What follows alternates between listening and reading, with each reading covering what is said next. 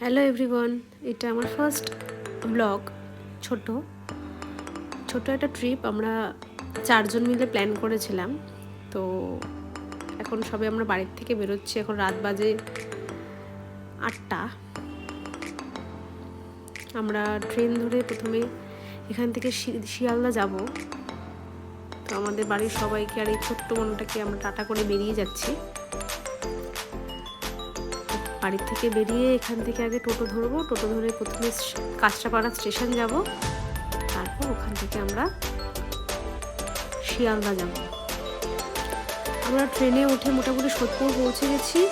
ওখান থেকে বাকি আমার দুজনের আমাদেরকে জয়েন করে গেছে, আমার পিসির মেয়ে আর ওর হাজব্যান্ড। তো আমরা এখন শিয়ালদা যাচ্ছি। ওখান থেকে শিয়ালদা থেকে আমরা যাব হচ্ছে এসপ্ল্যানেড। ওখান থেকে আমাদের রাতের বাস।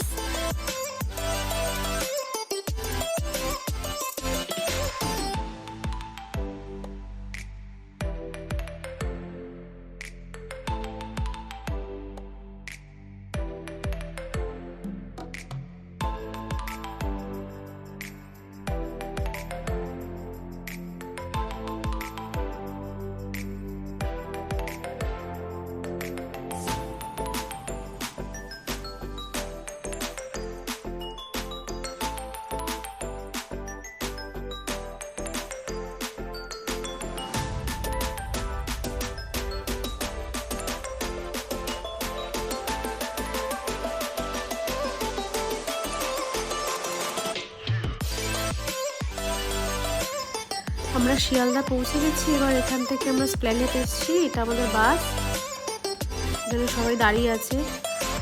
লাগেজগুলো বাসে তোলা হবে। তারপর আমাদের বাস ছাড়বে হচ্ছে 11:30টায়। আমরা রায়পুর ক্রুজার বুক করেছিলাম। আমরা যাচ্ছি দীঘায়। 2 দিনের একটা ছোট trip, just for refresh our minds. সারা বছর চাকরি করে নিজেদের জন্য সময় একেবারেই পাওয়া যায় না। তো আমরা একটা ছোট ট্রিপে যাচ্ছি। তোমরা দেখতে থাকো, আশা করি তোমাদেরও ভালো লাগবে।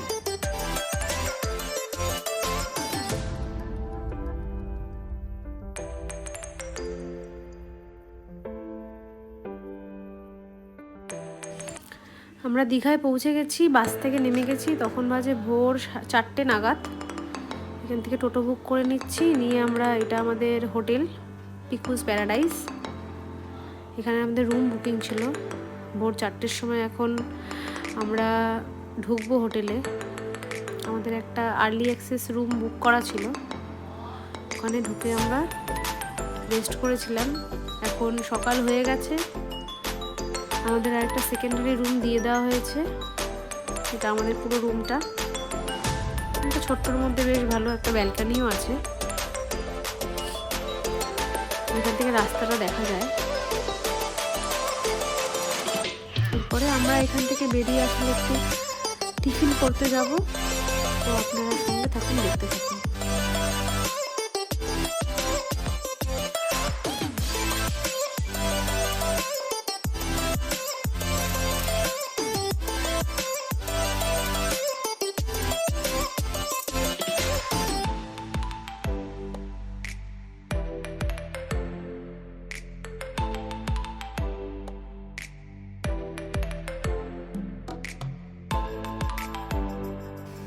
আমরা এখন হেঁটে হেঁটে যাচ্ছি সমুদ্রের ধারে। এই যে টিফিন আমাদের, পেটাই পরোটা আর ঘুগনি, আমরা খেয়ে নিই।